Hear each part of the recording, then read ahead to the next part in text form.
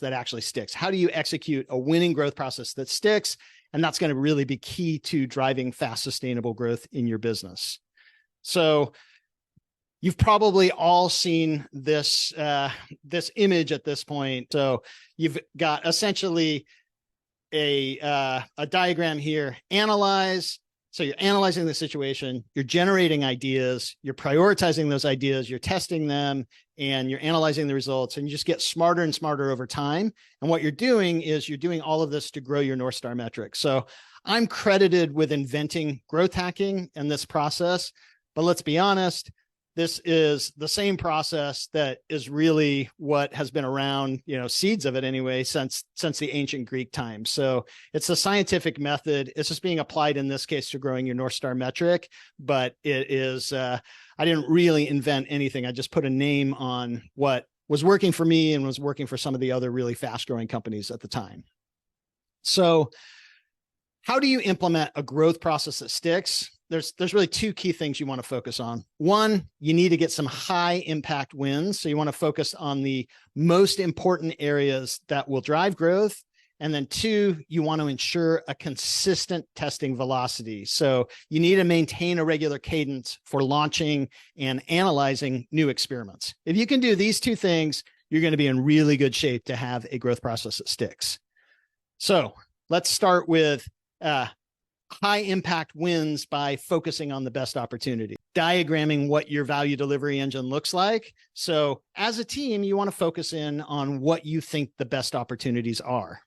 And so how do you do that? It starts with asking the right questions. So, you might look at the data and you say, why do we have such a drop off here? Or even what data should we look at? So asking the right questions. And if you have the skills to actually access and analyze the data, you're going to probably have a lot more curiosity to keep asking those questions. So if you don't have the skills, that's okay. You can complement yourself with an analyst, but you're probably not going to ask as many questions if you get the eye roll occasionally when you ask those questions.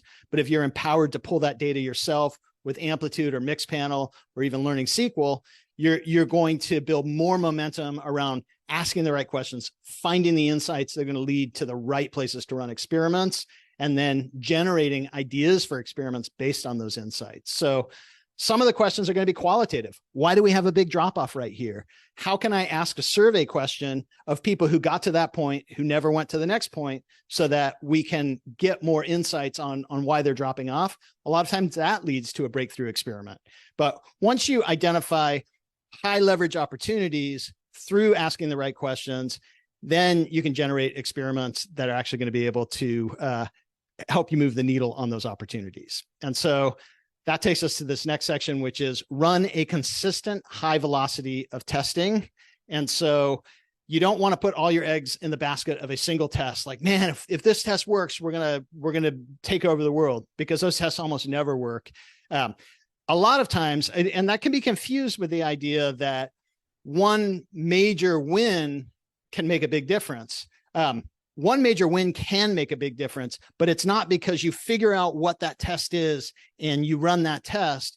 Usually finding that one major win is a function of running lots and lots of tests, getting smarter over time, and then finally having one test that nails it and becomes half of your big gain for the year. Can be in a single test, but you don't get there by running one test. You get there by running a high velocity of tests. And so Amazon points this out. This is a great quote from Jeff Bezos. I love to reference this quote. I do it in most of my presentations these days.